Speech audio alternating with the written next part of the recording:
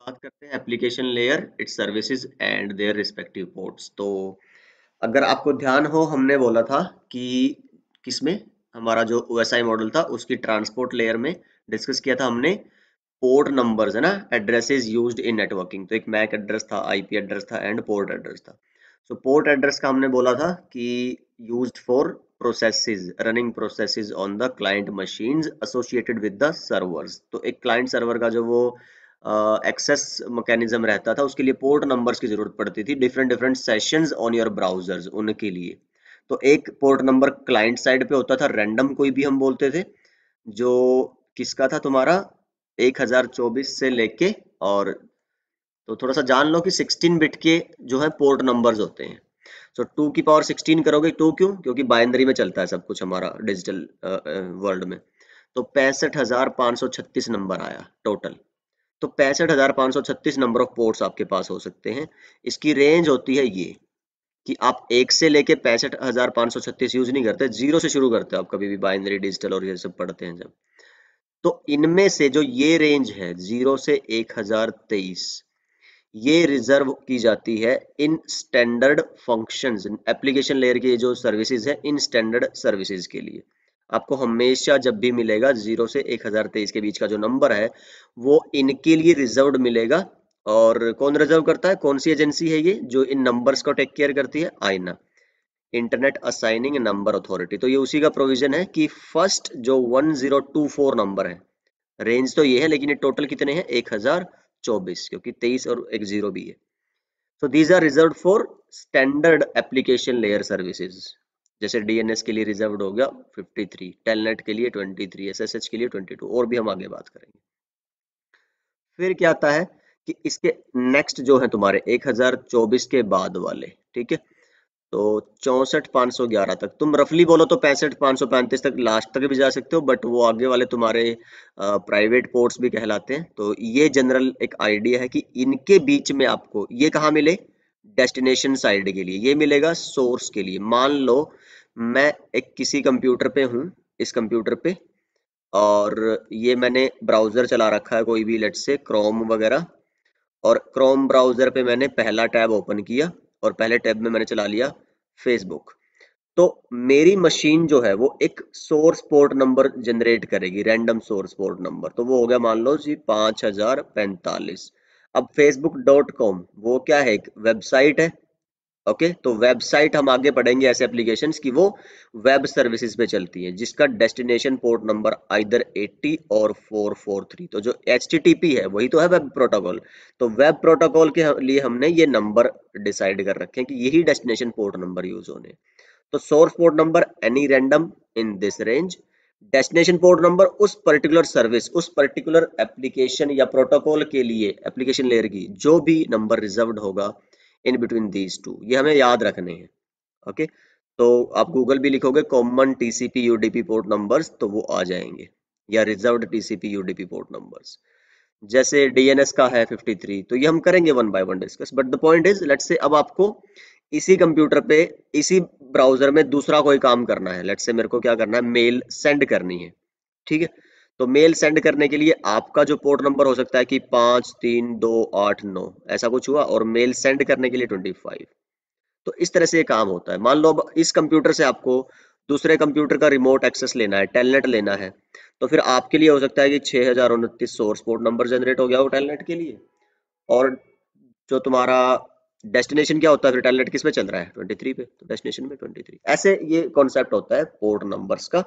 तो ये मैं आगे भी आपको डिटेल में विद डायग्राम एक्सप्लेन करूंगा, बट यहाँ पे ताकि मैं ये वाला जो एक पोर्शन है ये आपको समझा सकूं, for that I have explained it here. So I hope it makes sense.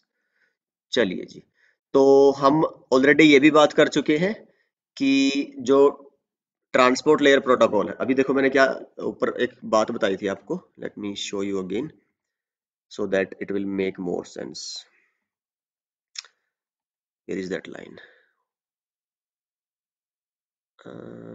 See this line: the layers below are there to provide transport services for the applications. हमने बोला था ना, यूजर को एप्लीकेशन रन करने से मतलब है नीचे की ट्रांसपोर्ट सर्विसेज से, भाई वो नेटवर्क पे कैसे जा रहा है, डेटा कौन सी प्रोटोकॉल लेके जा रही है, तो वो उससे फर्क नहीं पड़ता।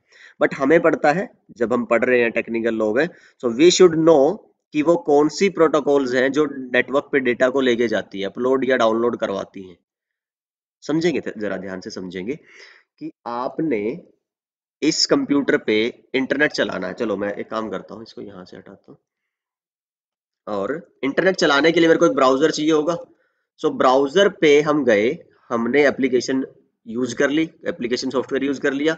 मैंने लिख दिया www.google.com।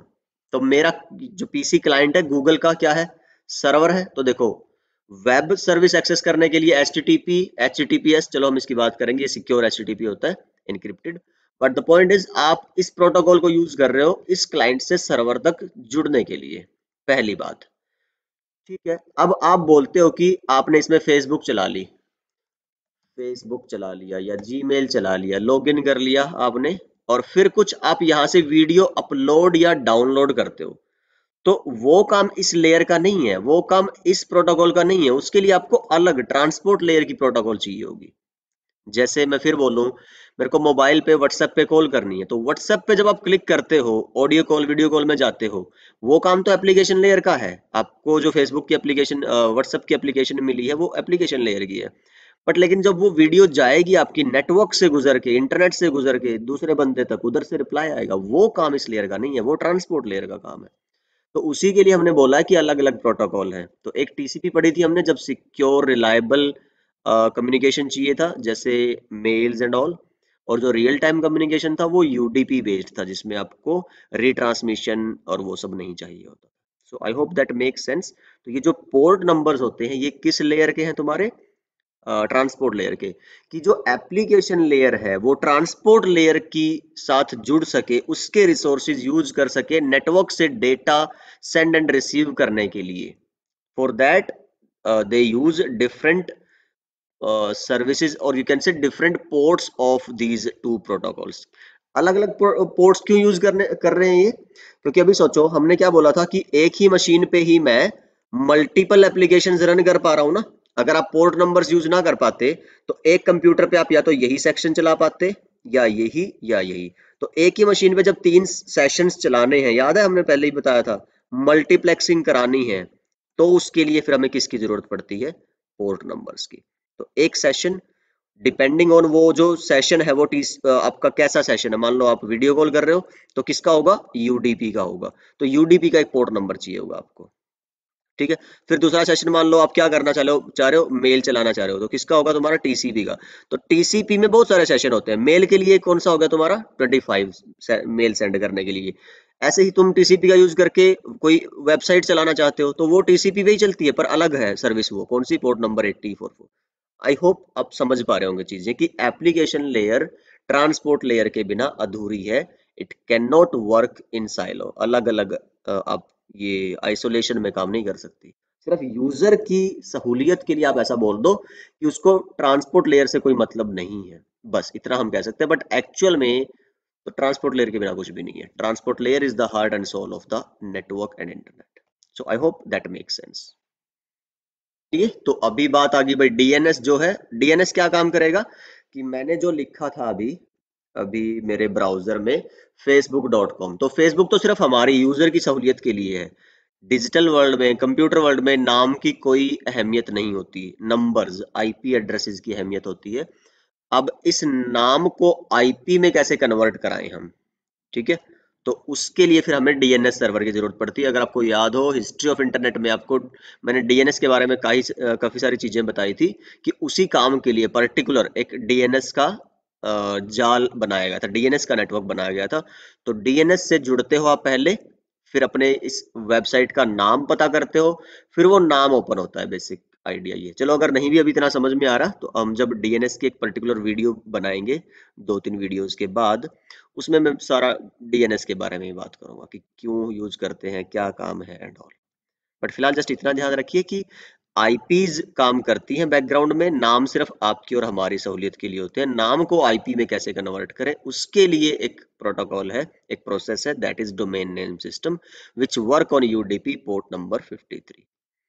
ऐसे ही जैसे मैंने आपको टेलनेट का एक्सेस बताया, टेलनेट मतलब कि मैं अपने मान लो कि नेटवर्क में मेरे ऐसा है भाई, मैंने एक राउटर यहाँ लगाया है दिल्ली में, मान लो बेंगलोर में, चेन्नई में, और ये मैं अपने सर्वर रूम में एक किसी पर्टिकुलर मेरे हेडक्वार्टर में बैठा हुआ हूँ। अब मैंने एक बार कॉन्फ़िगर करके जब ये डिवाइसेस जहाँ लगाने थे लगा दिए, उसके बाद थोड़े ना मैं इनको मान लो इसमें कुछ चेंजेस करने हैं, तो मैं वहां नहीं जाऊंगा अब गाड़ी से, बाइक से या प्लेन से नहीं। इसका मेरे पास ना रिमोट एक्सेस आ जाता है, मैं यहाँ पे बैठे बैठे टेलनेट मारूंगा और मान लो यहाँ पे कोई आईपी है, उस आईपी का यूज करके और इस पीसी पे बैठे बैठे इस राउटर की स्क्रीन आ जाएगी। आप जो मर्जी चेंजेस यहाँ आप इस पीसी में करोगे वो राउटर पे चले जाएंगे। तो उसके लिए दो प्रोटोकॉल्स होती हैं, एक टेलनेट है, एक एसएसएच है। ये अनसिक्योर रिमोट एक्सेस है, ये सिक्योर है क्योंकि इसके अंदर जो डेटा जाता है वो प्लेन टेक्स्ट डेटा जाता है। ठीक, प्लेन टेक्स्ट कैसे भाई, जब जैसे ही इस राउटर को एक्सेस करना चाहेगा तो राउटर ऐसे ही एक्सेस नहीं होते, उनमें क्रेडेंशियल्स होते हैं, लॉगिन जो है पासवर्ड लगे होते हैं, यूजर नेम पासवर्ड। तो जैसे ही ये इधर से इसको प्रॉम्प्ट करेगा भाई तुम्हारा लॉगिन नेम क्या है, तो ये कहेगा मान लो यूजर 1। ओके, तो ये रिस्पॉन्स जाएगा नेटवर्क से, फिर उधर से प्रॉम्प्ट आएगा भाई तुम्हारा पासवर्ड क्या है, तो ये कहेगा मान लो 123 जो भी है, तो वो भी यहाँ से जा रहा है। तो ये सारे पासवर्ड ना एज इट इज जा रहे हैं, अगर कोई यहाँ पे पैकेट्स को इंटरसेप्ट करके रीड करे तो वो आपके पासवर्ड्स क्रेडेंशियल्स पता कर सकता है। तो for that reason telnet is not secure, SSH is secure. उसमें ये सारे इनक्रिप्ट होके कोड की फॉर्मेट में जाते हैं, अगर कोई इसको रिसीव करता है तो for them the information will be garbage. तो ये सिक्योर है, चलते दोनों टीसीपी पे, ये रिलायबल होता है, मतलब ऐसा कोई प्रोसेस नहीं होगा कि आप कुछ भेज रहे थे और वो डेस्टिनेशन पे मिले ना, तो वो टेलनेट पे भी मिलेगा और एसएसएच पे भी, क्योंकि आपका रिलायबल कम्युनिकेशन है। ट्रांसमिशन जो है वो सीक्वेंस नंबर के बेस पे होता है और अगर कोई डेटा फेल होता है तो रिट्रांसमिशन होगा, टीसीपी बेस्ड है, राइट। रिलायबल है बट सिक्योर अनसिक्योर मैंने बोला था दोनों अलग वर्ड है। रिलायबल मीन्स द गारंटी है कि जो भी आप सेंड कर रहे हो एग्जैक्टली वही और उतना ही आपको डेस्टिनेशन पे मिलने वाला है। सो आई होप इन दोनों में आपको कंफ्यूज नहीं होना, सिक्योर और unsecure and reliable and unreliable में। देन हमारे पास आगे आती हैं एसएमटीपी, मैंने बता दिया, मेल सेंड करने के लिए एक अलग प्रोटोकॉल है, मेल रिसीव करने के लिए एक अलग प्रोटोकॉल है और उनके अलग अलग पोर्ट नंबर्स हैं। हम इनको डिटेल में पढ़ेंगे बिल्कुल, मेल के ऊपर एक पूरी अलग से सेपरेट वीडियो बनाएंगे। DHCP will make more sense when we'll talk about IP address। तो तब तक के लिए बस इतना ही रखिए कि याद, जैसे ही आप अपने कंप्यूटर में जाते हो, फॉर एग्जांपल लेट्स से आप इंटरनेट एक्सेस करना चाह रहे हो और आपके पास एक पीसी है और पीसी पे आप इंटरनेट चला रहे हो, मोबाइल पे इंटरनेट चला रहे हो, तो वो बिना आईपी एड्रेस के इंटरनेट या नेटवर्क नहीं चला सकता। वो हम ऑलरेडी पहले भी बात कर चुके हैं, है ना, नेटवर्किंग एड्रेसेस में। अब वो आईपी मिलने के तरीके दो हो सकते हैं, आईपी कॉन्फ़िगर करने के तरीके दो हो सकते हैं। छोटे मोटे नेटवर्क्स में आप स्टैटिक आईपी भी डाल सकते हो खुद से, और बड़े नेटवर्क जहाँ पे हजारों यूजर्स होते हैं वहाँ पे डायनामिक आईपी होती है, ऑटोमेटिक आईपी होती है। सो दैट इज वो जो ऑटोमेटिक काम है वो कौन सी प्रोटोकॉल करेगी, DHCP। HTTP हमने बात करी है, वेब की जो प्रोटोकॉल है, तो इसके ऊपर तो हमारी नेक्स्ट वीडियो ही होने वाली है। FTP और TFTP ऐसे ही है जैसे आपका kind of telnet and SSH, but kind of बोला एग्जैक्टली नहीं, बिकॉज ये दोनों TCP पे काम नहीं करते। FTP TCP पे काम करता है फाइल ट्रांसफर करने के लिए, TFTP UDP पे काम करता है। तो इसके बारे में भी हम एक वीडियो में बात करेंगे सेपरेट।